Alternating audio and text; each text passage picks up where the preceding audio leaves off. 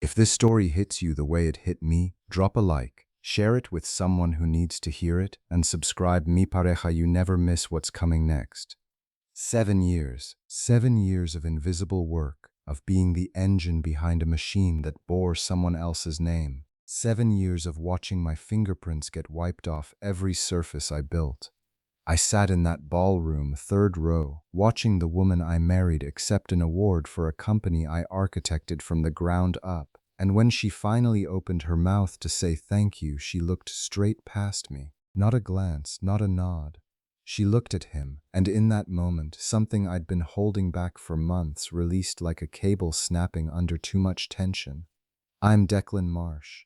I'm 45 years old, and for the past 7 years I've been married to Vivienne Marsh, the founder and CEO of Pinnacle Talent Network, a tech recruitment platform that pairs early-stage startups with elite engineering candidates. Elegant concept, flawless public image, and almost entirely built on infrastructure I created and maintained from the shadows. Before Vivienne, there was Renata, a thoracic surgeon, quiet, grounded, brutally honest in the way that people with real responsibilities tend to be. We had a son together, Owen, 18 now, about to leave for university in the fall. Renata and I ended things when Owen was 6, not because we turned on each other, but because geography and ambition pulled us in opposite directions. She settled in Boston. My career demanded Silicon Valley. We split custody without courtrooms, remained friends without pretense, and gave our kid 2 stable homes. No bitterness, no performance, just 2 adults doing the right thing. Vivienne entered my life at a venture capital mixer in Palo Alto. She was 36, recently divorced, and carrying that particular hunger that comes from having something to prove, not just to the world, but to herself. She had 2 children from her first marriage, Nora, 12 at the time, and Fletcher, 10. Their father, a man named Gerald Whitmore, had been emotionally checked out for years before anyone made it official on paper. I fell hard for Vivienne's energy, her clarity of vision, the magnetic way she could walk into a room full of skeptics and make them believe in something that existed only as a slide deck. What I failed to understand was that this same gift, the ability to construct compelling narratives, would eventually be turned against our marriage. When we got married, I was a managing partner at Crestline Capital Partners, a mid-tier venture fund with a specialty in early-stage technology. Vivienne had just launched Pinnacle out of a co-working space in the Mission District. She had the idea, the pitch, the story, and about 6 months of operating capital. What she didn't have was the infrastructure that keeps a company alive past the glamour phase, the legal architecture, the compliance framework, the holding structure, the investor relations machinery, the unsexy foundation that never makes the cover of a magazine but determines whether the lights stay on. Mi Pareja, I built it, quietly, methodically, behind every headline she generated. I established Arkstone Capital Holdings, a structure that channeled strategic investment into Pinnacle without creating flag-raising paper trails. I engineered the cap table Mi Pareja. Her equity position appeared clean and uncomplicated to outside eyes. I negotiated vendor agreements that gave her favorable terms while keeping my involvement invisible to all parties. I was the hand inside the glove, the scaffolding behind the facade, and for the first few years she knew it and was grateful for it. In those early days, she'd find me in the study after the kids were asleep, wrap her arms around my shoulders from behind, and say things like, "You're the reason any of this works," or "None of this exists without you." I believed her. I needed to believe her. But somewhere between the Series A close and the TechCrunch feature, somewhere between the Forbes profile and the conference keynotes, I stopped being her partner and became her plumbing. Functional, necessary, invisible. And as everyone knows, nobody thanks the plumbing. 6 months ago, she hired a man named Bryce Holloway, 31 years old, Stanford MBA, a wardrobe that announced itself. A resume Mi Pareja polished it almost looked manufactured. He came in as VP of Strategic Alliances, and at first the rationale seemed sound. Vivienne needed someone to manage brand-facing relationships while she focused on scaling the core platform. Reasonable, sensible. Except Bryce wasn't just managing partnerships. He was managing her schedule, her travel bookings, her late-night working sessions that always seemed to require candlelight and never seemed to include me. I wasn't naive. I was just not ready to stop hoping I was wrong. 3 weeks ago, over lunch near his school, my son Owen told me what I'd already suspected. He'd been at a startup networking event at the Rosewood Hotel. He was fidgeting with his food when he finally said, "Dad, I need to tell you something about Vivienne." He looked uncomfortable in the way 18-year-olds look when they're carrying something that belongs to someone else. "I saw her there with that guy Bryce. It didn't look like a work thing." He described the way they stood together, close and unhurried, and the moment Bryce's hand settled on the small of her back when they thought no one was watching. Owen looked at me carefully. "Are you going to do something about it?" I smiled in the way that doesn't involve your eyes. "I already am, son." The Pacific Innovators Excellence Awards were held at the Fairmont Grand in San Francisco. Black tie, champagne architecture, and enough aggregate net worth in a single ballroom to reshape an industry. Vivienne had been nominated for Visionary Founder of the Year, and she'd been preparing for weeks, rehearsing her remarks in the bathroom mirror, auditioning gowns like the red carpet was waiting. I helped her with the clasp on her necklace that evening, platinum and sapphire. She barely registered I was in the room. "You're in the third row," she said, scrolling through something on her phone. "The front section is reserved for sponsors and category nominees." "Third row is fine," I said. She was already at the door. I found my seat, third row, stage right, flanked by a pair of angel investors I'd worked with years earlier. They made the usual conversation. I smiled at the right intervals and watched the stage. When they announced her name, the room responded the way rooms respond to a story they've been sold completely. Vivienne walked to the podium in that gown, deep sapphire silk, every inch the visionary the award claimed she was. Her speech was precise and polished. She talked about the courage to build something from a blank page, about the people who made her believe in herself, about the process of trusting what you couldn't yet see. She paused with practiced timing, let the silence breathe, and then delivered the words that closed every chapter. 1. Dee spent 7 years writing. "I want to acknowledge my real partner," she said, her voice dropping to that register people use when they want the moment to feel intimate in a room of 400. "The one who has been present through every impossible decision, every late night, every pivot that felt like a free fall. You know who you are." She looked directly at Bryce Holloway, seated front row. He raised his glass with a small, satisfied smile. Not once did her eyes find me. I sat with that for exactly 3 seconds. Then I stood, fastened my jacket button, and walked toward the lobby at a pace that communicated nothing. No urgency, no collapse. The room was still applauding. I was already gone. I was near the elevator bank when I heard footsteps accelerating behind me. "Mr. Marsh." It was Vivienne's assistant, Petra, breathless and pale. "Her phone is going insane. The CEO of Westbrook Capital is sending messages every 30 seconds. Something about a major withdrawal." I stopped, turned slightly. "What kind of withdrawal?" Petra held out the phone. The screen was stacked with alerts.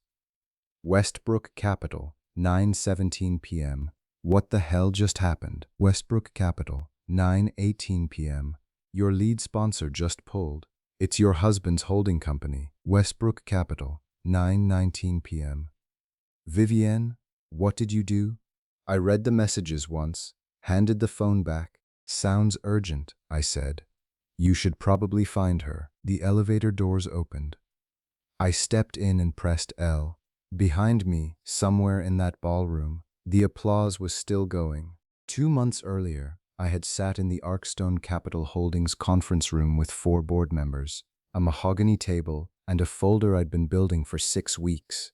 The room had the specific gravity of rooms where serious decisions happen without fanfare. I slid the folder to Richard Calloway, my longest-standing partner.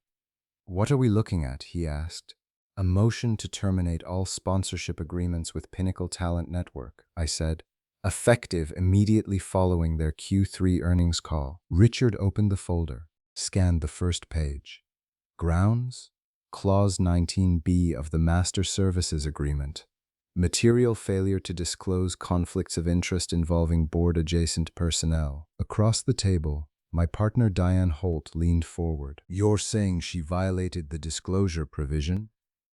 Bryce Holloway was hired 6 months ago and given VP-level decision authority over client relations and strategic alliances. What was never disclosed, to this board or to Pinnacle's investors, is that Holloway carries direct financial ties to 3 competing funds. He has been routing proprietary client data to those funds since approximately his 3rd week of employment. The room went quiet in the particular way rooms go quiet when someone has just handed them a grenade. You have documentation? Diane asked. I opened my laptop and turned the screen toward them. Email threads, wire transfer records, meeting logs cross-referenced against Pinnacle's client database access records, everything dated, sourced, and annotated. The MSA she signed 7 years ago is explicit, I continued. Paragraph 12, subsection 3. Any employee with decision-making authority over accounts tied to Arkstone-channeled funding must be disclosed to the board within 30 days of hire. She never filed the paperwork. Not at 30 days, not at 60, not at 6 months. Richard set the folder down slowly. That's a clean breach. It's a compliance failure, nothing more. I closed the laptop. I want the withdrawal executed without press contact, no public statements, legal documentation only, citing contractual non-compliance. The trigger date is 2 months out, after the Q3 call. Why wait? Diane asked. Because she has an awards ceremony between now and then. I want her to have it. Richard looked at me for a long moment. When exactly do we move? The night of the ceremony, I said. Let her give the speech first. The vote was unanimous. I drove home that evening, kissed Vivienne on the forehead while she was on a conference call, poured a glass of whiskey, and went back to work. The morning after the ceremony, Vivienne appeared in the kitchen before I'd finished my first cup of coffee. Robe, red eyes, the expression of someone who'd spent the night in a room collapsing around them. What is happening, Declan? It wasn't a question. She thrust her phone at me. The screen was a wall of missed calls and incoming messages. Investors, board members, her COO, a reporter from a tech publication. I handed it back.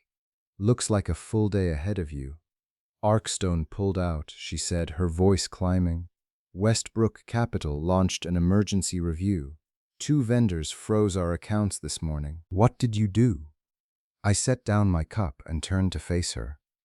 I didn't do anything. You did. Don't you dare. Clause 19B, I said. You hired Bryce without disclosing his conflicts. The board had every right to withdraw. I didn't make that decision. You made it 6 months ago when you signed his offer letter and then failed to file the paperwork. Something shifted in her face, the machinery behind her eyes recalibrating. You set this up. I prepared for a predictable outcome. There's a distinction. We can fix this. Call them, tell them it was an administrative error. It wasn't an administrative error, I said quietly. It was a choice, a sustained one. 30 days, 60 days, 6 months. That's not a mistake, Vivienne. That's a decision. I picked up my cup, rinsed it at the sink, and I'm finished absorbing the consequences of your decisions. Declan, my attorney filed this morning. You'll have the paperwork by this afternoon. I heard something crack behind me as I reached the hallway. Her phone, probably, against the wall. I didn't turn around. Owen was parked outside, passenger window down. I'd texted him an hour earlier. How'd it go? He asked as I got in. Exactly the way I expected. He nodded, looked out at the road ahead. Good. She didn't deserve you, Dad. She never did. I started the engine.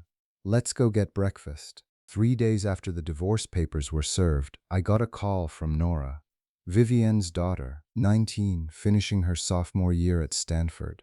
She asked if we could meet, and something in her voice told me she'd been carrying something for a while. We sat at a coffee shop near campus. She looked older than 19. The kind of older that comes from watching something you believed in come apart. I knew, she said, staring into her drink. About Bryce, about what was happening. I saw a message on Mom's phone 2 months ago. She'd left it on the counter. I wasn't trying to see it, but it was just there. Him telling her she deserved someone who actually valued her. Better than... She stopped, looked at me. Better than you, I waited. I kept telling myself she wouldn't actually go through with it, that she'd remember everything you'd built for her, for all of us. And then she stood on that stage and called him her real partner, and I understood that she'd been revising the story for months, maybe longer. I reached across and covered her hand with mine. None of this is yours to carry. I know that, she said. That's actually why I called my dad. She meant Gerald, her biological father. He's been sober 3 years, stable job, apartment in Sacramento. He's been asking if he could have a relationship with us again. She met my eyes. I think I'm going to go stay with him for a while. That's the right call, I said. He's your father. He deserves the chance to prove he's different. Nora looked at me the way people look at you when they've decided to say something difficult. You deserved better than what she did to you. I wanted you to know I know that. She paused. And I wanted to thank you for the tuition payment. When everything froze and the bursar's office told me an anonymous donor had covered the balance, I knew it was you. She didn't ask me to confirm it. She didn't need to.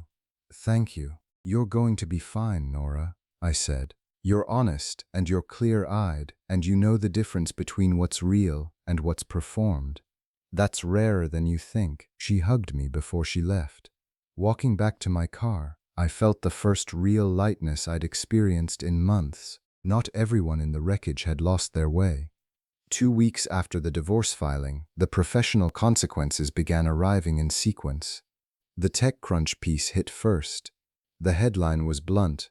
Former rising star faces free fall as funding evaporates. The article traced the Arkstone withdrawal, cited unnamed industry sources about undisclosed conflicts and ethical lapses, and included one paragraph that stopped me mid-read. Industry observers suggest that Vivienne Marsh's trajectory owed considerably more to the financial architecture created by her husband, veteran venture strategist Declan Marsh, a name conspicuously absent from her public success narrative, than to the platform innovation she was credited with pioneering. My phone buzzed. Renata, just read it. You okay? Fine, I replied. How's Owen settling in? Proud kid, proud mom, she wrote back. We both are. That same afternoon, Vivienne's chief strategy officer submitted his resignation. By Thursday, her head of sales followed. By the end of the following week, 4 more executives had cleared out their offices. Fletcher, Vivienne's 17-year-old son, showed up unannounced at my office on a Tuesday. Security called up. I told them to send him through. He walked in with his hands buried in his pockets and the discomfort of someone who'd rehearsed something and then forgotten half of it. I don't want anything, he said before I could speak. I wanted to say sorry for how I acted, for taking everything you did for granted. He shifted his weight. She's losing everything, isn't she? Probably. Is that because of what you did? It's because of what she did, I said. I just stopped standing in the way of the consequences. He nodded slowly. My dad called. He wants me to spend the summer. You should go. He was quiet for a moment. Will you be okay? I stood up, crossed the room, and put a hand on his shoulder. More than okay, Fletcher. That I can promise you. You focus on yourself. He left looking like he'd set something down that had been getting heavy. Good kid. Caught in something he didn't design and didn't deserve. He needed a way out, and now he had one. 5 weeks after the ceremony, Richard Calloway called me just before 9 in the morning. Turn on CNBC. Right now. I pulled up the stream on my office monitor. The breaking news banner was red. SEC launches securities fraud investigation into former tech executive. The face on the screen was Bryce Holloway. The reporter's voice was controlled and precise. Federal investigators allege that Holloway used confidential client data from Pinnacle Talent Network to execute illegal trades through a network of offshore accounts, generating profits in excess of $2 million over a 6-month period. He was taken into custody this morning. They cut to footage of him being walked out of his apartment building. Expensive shoes, wrong posture, looking considerably smaller than the man who had raised a glass at an awards ceremony 4 weeks earlier. "Did you have advance knowledge?" Richard asked over the phone. "I had suspicions," I said. "I didn't know the full scope, but I made sure the SEC received copies of all his external correspondence with competitor funds approximately 3 weeks ago." Richard laughed in the way people laugh when they've just seen a slow-burning fuse finally reach the end of its run. "You're meticulous, Declan, I'll give you that. I prefer thorough. Remember to check the link in the description and the pinned comment. All our supplements, from fitness to full-spectrum health and wellness, are right there waiting for you."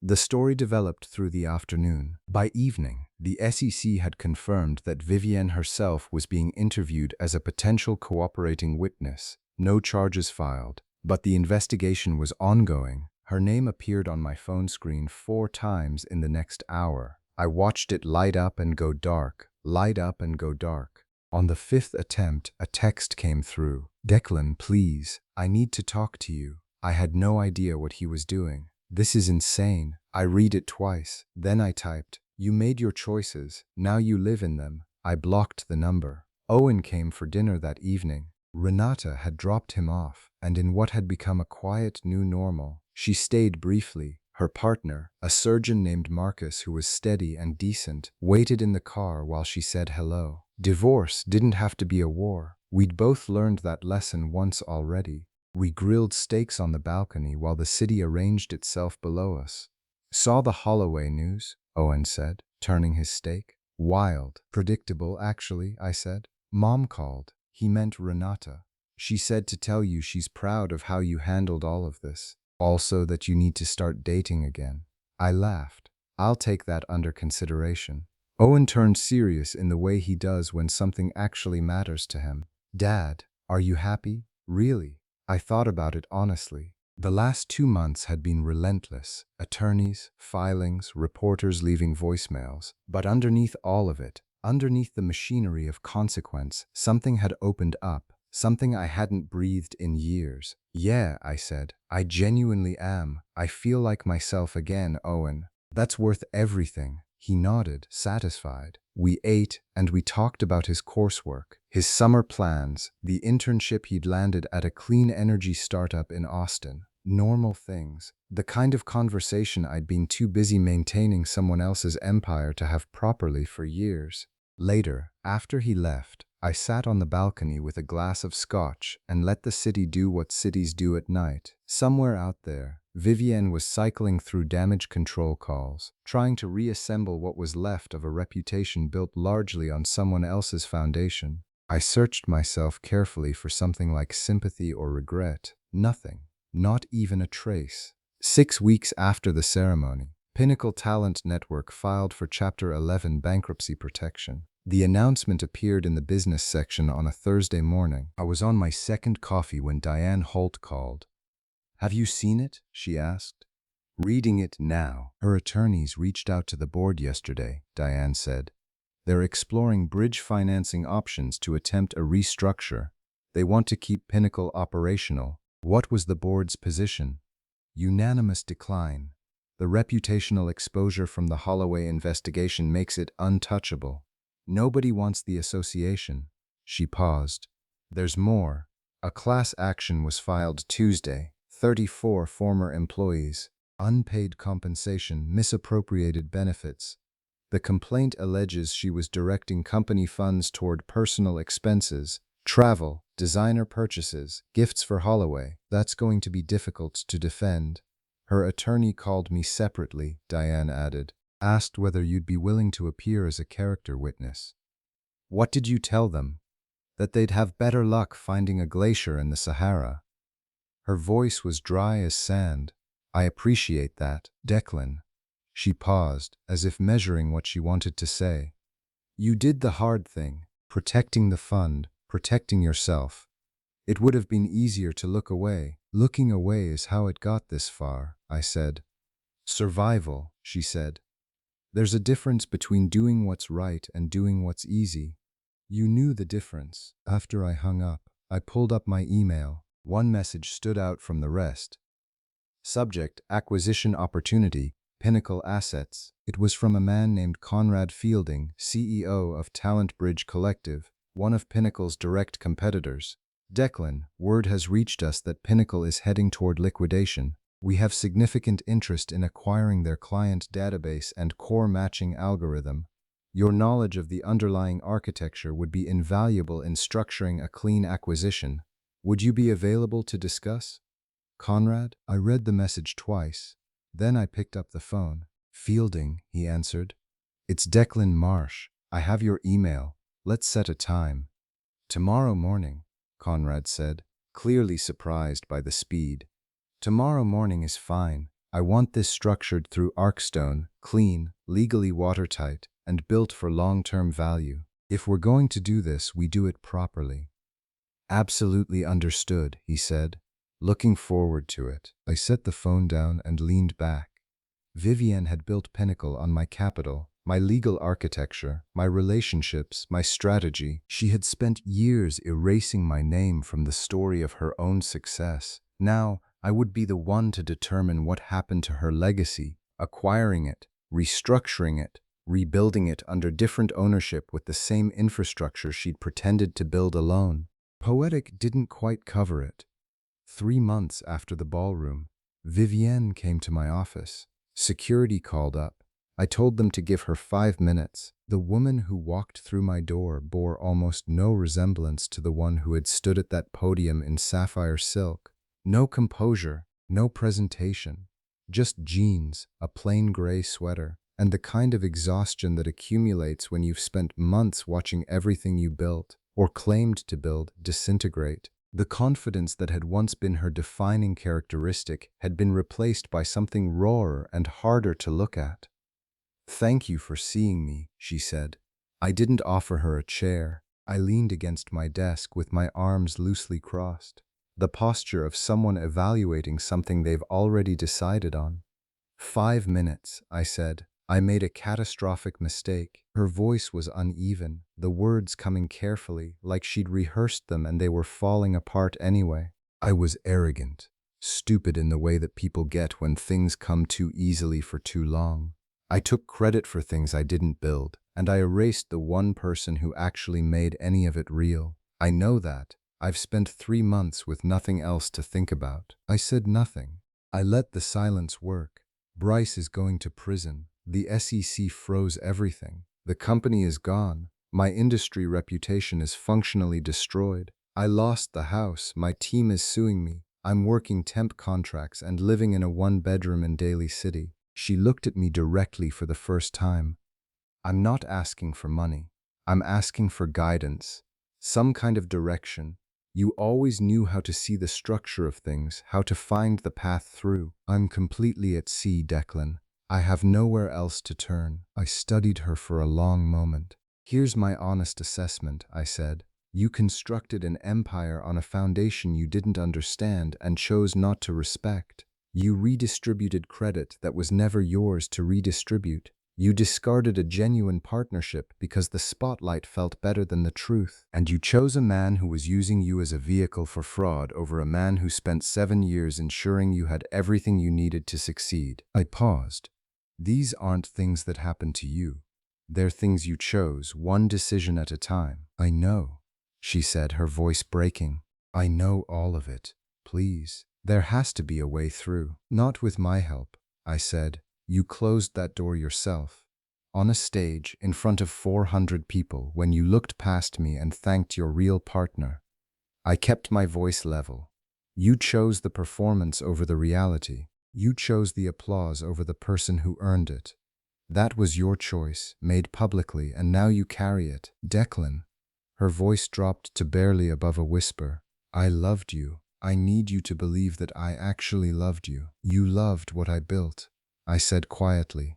You loved the security, the access, the infrastructure. You loved the version of yourself that my work made possible. That's a different thing, Vivienne. And somewhere in you, you've always known that. She stood in the silence for a long moment with nothing left to say. Then she turned and walked out. I watched her go, felt nothing in particular. Turned back to my desk. That evening, Owen called. Renata told me Vivienne came to see you today, he said. Heard through the network. Are you okay? I'm fine, I said. Did you help her? No. Good. He said it without hesitation. She made her choices. You don't owe her anything, Dad. Not one thing. I know, son. I'm proud of you, he said. Then, after a pause, I know that's a weird thing for a kid to say to his dad, but I am. I smiled into the phone. It's not weird at all. Not even a little. 11 months after the ballroom, I stood in a different venue. The Silicon Valley Strategic Leadership Awards, the St. Regis, San Francisco, white tablecloths instead of black tie, recognition for the firms that do the architectural work, the ones that build the structures other people's names get attached to. This time, I wasn't in the third row. Richard Calloway accepted on behalf of the Arkstone board, but when he reached the podium, he stopped, looked out into the room and said, there's one person this recognition is genuinely about. Someone who has operated at an exceptional level in this industry for over a decade and done mi pareja largely without seeking acknowledgement for any of it. That changes tonight. He gestured toward me, called my name into the microphone. Declan Marsh, he said, represents the qualities this industry claims to value but rarely actually rewards. Precision, integrity, and the patience to build something that lasts rather than something that looks good in a press release. He is the architect behind more successful ventures than most people in this room realize, and he has never once asked for credit. The applause was different from the kind I'd heard in that other ballroom 11 months ago. Less performative, more earned. I stood, nodded, felt something settle in my chest that I hadn't felt in a very long time. Not recognition for what I'd supported, recognition for who I was. Owen and Renata were waiting near the lobby when I came through. Renata's partner Marcus stood beside her, relaxed and unpretentious. No history between any of us except the good kind. People who'd handled difficult things with grace and come out the other side as genuine friends. That was brilliant, Dad, Owen said, pulling me into a hug that went on longer than most of our hugs do. Renata smiled the way people smile when they mean it without complication. You deserved every word of that. I hope you know it. As we moved toward the exit, a voice called my name. I turned. Nora, Vivienne's daughter. She looked healthy, vibrant, actually. Final year at Stanford, headed for medical school at UCSF. A version of herself that had nothing to do with the chaos she'd grown up in. I saw the announcement, she said. Congratulations. Genuinely. How are you doing? I asked. Really well. Living with Dad in Sacramento. Life is stable, calm. She smiled. That's underrated, it turns out. She hesitated, then continued. I thought you should know. Mom is working as a regional account manager at a small staffing firm in Oakland, making around $60,000 a year. She watched my face carefully. She's surviving. It's humbling for her, but she's getting through. I nodded slowly. That's good. Everyone deserves the chance to rebuild, regardless of where they're starting from. She asks about you sometimes, Nora said. I imagine she does, I replied. But that chapter is closed for both of us. What matters is that you and Fletcher are doing well. We are. Thanks to you, the tuition, the support when everything came apart. She looked at me directly. I never properly thanked you for any of it. You just did, I said. Now go build that career. Later, at dinner, Owen, Renata, Marcus, a corner table at a restaurant that had nothing to prove. I raised a glass. To second chapters, I said, and to the people who make them possible. We drank. I looked around that table at my son who had grown into someone thoughtful and principled, at my former wife who had become one of my most genuine friends, at the quiet, ordinary miracle of a life rebuilt with intention and care. Vivienne had spent years trying to remove me from the narrative of her success, She'd wanted the story to be hers alone, the brilliant founder, the visionary, the one who built it all from nothing. In erasing me, she had thought she was taking something. What she had actually done was set me free. My story, as it turned out, was only just beginning. If this story stayed with you, drop a comment below. I want to hear your thoughts on this. Like the video, share it with someone who needs to hear it, and subscribe if you haven't already. See you in the next one.